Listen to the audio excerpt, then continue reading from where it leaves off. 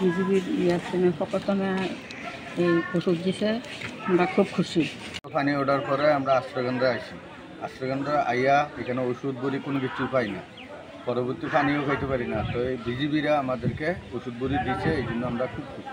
Current নাই, কোনো latrine নাই, কোনো গোসল নাই, পানি টানি তো খাইতে পারি না, কত কষ্ট। মাদ্রাসার টাইনা পানি প্রকল্প নিয়ে একটা বেরিবাদ দেওয়া হয়, তো অন্তত এলাকার জনগণ অন্তত প্রতি বছরে এই পানি থেকে হয়তো রক্ষা পায়। খাওয়ার আগে এটা প্রতিদিন রাতে একটা করে।